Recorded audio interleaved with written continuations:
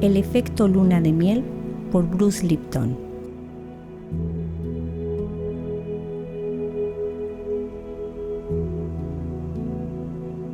Una vida sin amor no cuenta. El amor es el agua de la vida. Bébela con el corazón y con el alma. Rumi. Si alguien me hubiera asegurado cuando era joven que llegaría a escribir un libro sobre relaciones, le habría dicho que había perdido la cabeza. Por entonces consideraba el amor como un mito soñado por los poetas y los productores de Hollywood, algo que hacía que la gente se sintiera mal por un sueño que nunca podrían alcanzar. ¿Amor eterno? ¿Felices para siempre jamás? Ni hablar. Como todo el mundo, estaba programado de una cierta manera que permitía que algunas partes de mi vida surgieran de manera natural. Mi programación enfatizaba la importancia de la educación. Para mis padres, el valor de la educación suponía la diferencia entre la vida del peón que solo consigue lo justo para salir adelante y la de un brillante ejecutivo con las manos suaves y una existencia fácil. Estaban firmemente convencidos de que no se puede llegar a nada en este mundo sin educación. Dadas sus creencias, no es de extrañar que mis padres hicieran todo cuanto estaba en su mano para expandir mis horizontes educativos. Recuerdo a la perfección la emoción que me embargaba al llegar a casa tras la clase de secundaria de la señora Novak, después de haber visto por primera vez el extraordinario mundo microscópico de las amebas y las hermosas algas unicelulares, como la fascinante especie conocida como Spirogyra. Entré en casa con una exhalación y le supliqué a mi madre un microscopio. Sin vacilar, ella me llevó a la tienda en coche y me compró mi primer microscopio. Te aseguro que su reacción no fue la misma cuando me entró una pataleta porque deseaba un sombrero vaquero de Roy Rogers, una pistola y una cartuchera. Pese a mi fase Roy Rogers, fue Albert Einstein quien se convirtió en el ídolo de mi juventud. Fue mi Mickey Mantle, mi Cary Grant y mi Elvis Presley, englobados en una descomunal personalidad. Siempre me ha encantado esa foto en la que aparece sacando la lengua con la cabeza cubierta de una explosiva mata de cabello blanco. También me encantaba ver a Einstein en la diminuta pantalla de televisión recién inventada de nuestro salón, donde aparecía como un abuelo sabio, cariñoso y juguetón. Me enorgullecía sobre todo el hecho de que Einstein, un judío inmigrante como mi padre, hubiera superado los prejuicios gracias a su brillantez científica. En ocasiones, mientras crecía en el condado de Westchester, Nueva York, me sentía como un marginado. Había padres en nuestra ciudad que se negaban a dejarme jugar con sus hijos para evitar que les contagiara mi bolchevismo. Me sentía orgulloso y seguro al saber que Einstein, lejos de ser un marginado, era un hombre judío respetado y venerado en todo el mundo. Los buenos profesores, la idea de que la educación lo es todo de mi familia y mi pasión por pasar horas frente al microscopio me llevaron a una licenciatura en biología celular y a un puesto fijo en la Facultad de Medicina y Salud Pública de la Universidad de Wisconsin. Por irónico que parezca, fue solo cuando abandoné mi trabajo allí para explorar la nueva ciencia en la que se incluían estudios de mecánica cuántica cuando empecé a comprender la profunda naturaleza de las contribuciones que el héroe de mi infancia, Einstein, había dejado en nuestro mundo. Si bien florecía a nivel académico, en otras áreas era la disfunción personificada, en especial en el reino de las relaciones. Me casé a los 20 y tantos, cuando todavía era demasiado joven e inmaduro emocionalmente para mantener una relación importante. Cuando después de 10 años de matrimonio le dije a mi padre que iba a divorciarme, él se negó en rotundo y me dijo: el matrimonio es un negocio. Al volver la vista atrás, me doy cuenta de que la respuesta de mi padre era lógica para alguien que había emigrado en 1919 desde una Rusia envuelta en la hambruna, las matanzas y la revolución. La vida de mi padre y su familia fue de una dureza inimaginable. Una existencia en la que la supervivencia siempre era una interrogante.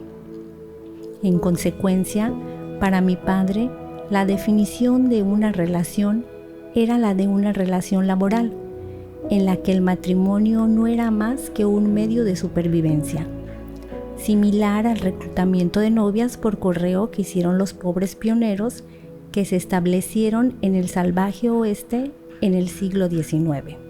El matrimonio de mis progenitores reflejaban su actitud de "el negocio es lo primero". Si bien mi madre, que había nacido en Estados Unidos, no compartía la filosofía de mi padre. Ambos trabajaban juntos 6 días a la semana en un exitoso negocio familiar, pero ninguno de sus hijos recuerda haberles visto compartir un beso o un momento romántico. A principios de mi adolescencia, la disolución de su matrimonio se hizo evidente cuando la furia de mi madre por una relación sin amor exacerbó la tendencia a la bebida de mi padre. Mis hermanos pequeños y yo nos escondíamos en nuestros armarios cuando las agresivas peleas verbales, cada vez más frecuentes, rompían la antigua tranquilidad de nuestro hogar. Cuando nuestros padres decidieron por fin hacer vida en dormitorios separados, se estableció una difícil tregua. Tal y como muchos padres convencionales infelices hacían en la década de los 50, los míos permanecieron juntos por el bien de sus hijos y se divorciaron solo cuando el más pequeño de mis hermanos se marchó a la universidad. Ojalá yo hubiese sabido entonces que ese modelo disfuncional de relación era mucho más dañino para los niños que lo que podría haber sido la separación. En aquella época culpaba a mi padre por nuestra vida familiar disfuncional. Sin embargo, al madurar llegué a darme cuenta de que ambos, tanto mi madre como él, eran igual de responsables del desastre que había saboteado su relación y la armonía de nuestra familia. Y más importante aún, empecé a ver que su comportamiento, programado en mi mente subconsciente, minaba e interfería en todos mis esfuerzos por crear relaciones afectuosas con las mujeres que formaban parte de mi vida. Entretanto, sufrí años de dolor. La disolución de mi matrimonio fue devastadora a nivel emocional, sobre todo porque mis 2 maravillosas hijas, que ahora son mujeres cariñosas y de éxito, no eran más que unas niñitas. Fue tan doloroso que juré no volver a casarme nunca. Convencido de que el amor era un mito, al menos para mí, me repetí ese mantra cada día mientras me afeitaba durante 17 años. No me casaré de nuevo, no me casaré de nuevo. No es necesario decir que no estaba preparado para relaciones de compromiso. Sin embargo, a pesar de mi ritual matutino, no podía ignorar el imperativo biológico de todos los organismos vivos, desde las células individuales hasta los cuerpos formados por 50,000 billones de células, el impulso de conectar con otros organismos. El primer gran amor que sentí fue todo un cliché. Un hombre mayor con un caso grave de subdesarrollo emocional se enamora de una mujer joven y vive un romance intenso y cargado de hormonas al estilo adolescente. Durante un año floté felizmente a la deriva con un subidón de pociones de amor, las hormonas y sustancias neuroquímicas que recorrían mi torrente sanguíneo y sobre las que leerás en el capítulo 3. Cuando inevitablemente mi amor adolescente se estrelló y quedó reducido a cenizas, ella dijo que necesitaba espacio, pero se arrojó de inmediato a los brazos de un cirujano cardiovascular. Pasé un año en mi enorme y vacía casa aullando de dolor y llorando a la mujer que me había dejado. Dejarlo de pronto es horrible, no solo para los adictos a la heroína, sino también para aquellos cuya bioquímica vuelve a las hormonas y sustancias químicas rutinarias tras un fracaso amoroso. Un gélido día de invierno en Wisconsin, estaba sentado a solas, como de costumbre, recordando a la mujer que me había dejado. De repente pensé, «Déjame en paz, maldita sea». Una voz muy sabia que aparece de vez en cuando en los momentos más cruciales de mi vida respondió, «Bruce, ¿no es eso justamente lo que ha hecho esa mujer?». Me eché a reír y se rompió el hechizo. A partir de ese momento, siempre que empezaba a obsesionarme, me echaba a reír. Al final, acabé con el aislamiento a través de la risa, aunque todavía me quedaba un largo camino para recomponerme. Lo largo que era ese camino quedó claro cuando me trasladé al Caribe para dar clases en una facultad de medicina extranjera. Vivía en el lugar más hermoso del mundo, en una villa junto al océano lleno de flores maravillosas y fragantes. Una villa que incluso tenía jardinero y cocinero. Deseaba compartir mi nueva vida con alguien, aunque por supuesto no quería casarme. Todavía seguía atascado en mi mantra matutino. Quería algo más que una compañera sexual.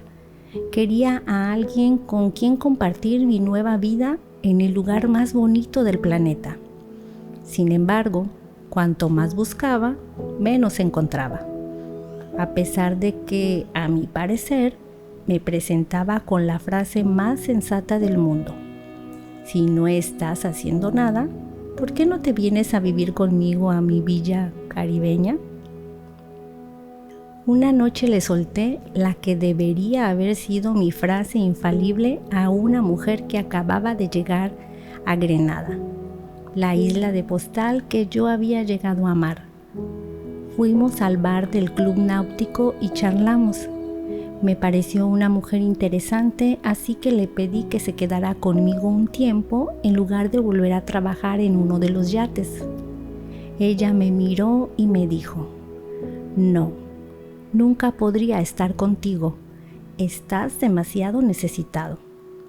El disparo dio en el blanco. Me quedé muerto en una silla en silencio. Después de un largo y desconcertado minuto, recuperé el habla y conseguí responder. «Gracias. Necesitaba oír eso».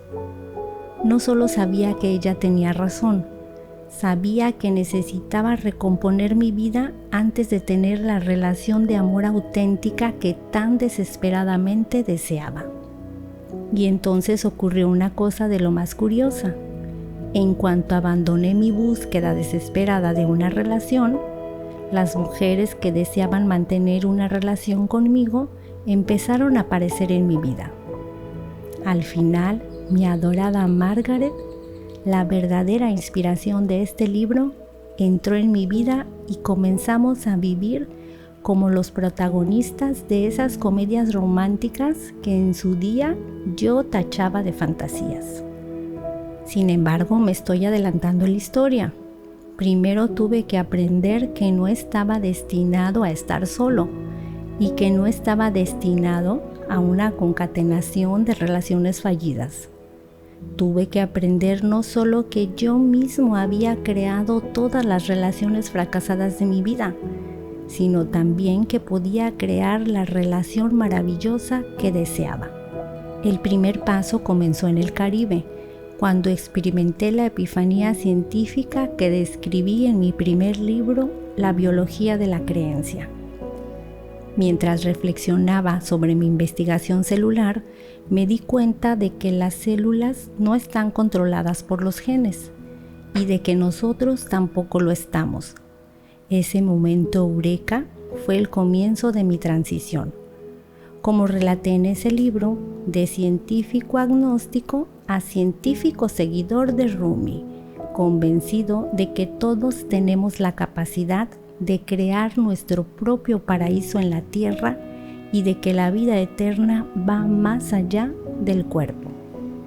Ese instante también supuso el comienzo de mi transición de escéptico con fobia al matrimonio a un adulto que por fin se responsabilizó de todas las relaciones fallidas de su vida y se dio cuenta de que podía crear la relación de sus sueños.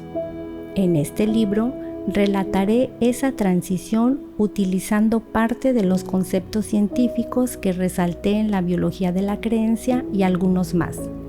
Explicaré que no son tus hormonas, tus agentes neuroquímicos, tus genes ni tu educación, lejos de ser la ideal, lo que te impiden conseguir la relación que dices que quieres. Son tus creencias las que evitas que experimentes esas elusivas relaciones de amor. Si cambias tus creencias, cambias tus relaciones. Por supuesto, la cosa es algo más complicada que eso, ya que en las relaciones entre dos personas hay una realidad de 4 mentes implicadas. A menos que entiendas que esas 4 mentes son capaces de trabajar contra sí mismas, estarás buscando el amor en lugares equivocados. Esa es la razón por la que los libros de autoayuda y los textos terapéuticos a menudo ofrecen conocimientos sin fomentar ningún cambio real. Solo se enfrentan con 2 de las 4 mentes que participan en las relaciones. Piensa en el romance más espectacular de tu vida. Ese tan especial que puso tu mundo patas arriba. ¿Hacías el amor a todas horas? ¿No necesitabas comida? ¿No necesitabas apenas agua? Y sin embargo estabas lleno de una energía inagotable. Estabas inmerso en el efecto luna de miel y creías que iba a durar para siempre. No obstante, muy a menudo el efecto luna de miel se transforma en peleas diarias, quizá incluso en divorcio, o puede que solo en tolerancia. La buena noticia es que no tiene por qué acabar de esa manera. Es posible que pienses que tu gran amor fue, en el mejor de los casos, una casualidad, o en el peor, una simple ilusión, que su fracaso fue cuestión de mala suerte. Sin embargo, en este libro te explicaré cómo creaste el efecto luna de miel en tu vida y también cómo ocasionaste su final. Una vez que sepas cómo se crea y se destruye, podrás, al igual que yo, dejar de quejarte de tu mal karma en las relaciones y crear uno de esos finales de felices para siempre con el que disfrutaría cualquier productor de Hollywood. Eso fue lo que conseguí crear después de décadas de fracaso. Y supuesto que hay tanta gente que nos ha preguntado cómo lo conseguimos, Margaret y yo explicaremos en el epílogo cómo logramos nuestro efecto luna de miel felices para siempre, que dura ya 17 años y lo que le queda. Queremos compartir nuestra historia porque el amor es el factor de crecimiento más potente para los seres humanos y además es contagioso. Como descubrirás cuando crees el efecto luna de miel en tu propia vida, atraerás a gente igualmente cariñosa, y cuanta más, mejor. Sigamos el viejo consejo que nos dejó Rumi en el siglo XVIII y disfrutemos del amor por lo demás para que este planeta pueda por fin evolucionar y convertirse en un lugar mejor en el que todos los organismos puedan vivir su propio paraíso en la Tierra. Mi esperanza es que este libro te conduzca a un viaje, como me ocurrió a mí en aquel instante en el Caribe, que te haga vivir la creación del efecto de luna de miel durante todos y cada uno de los días de tu vida.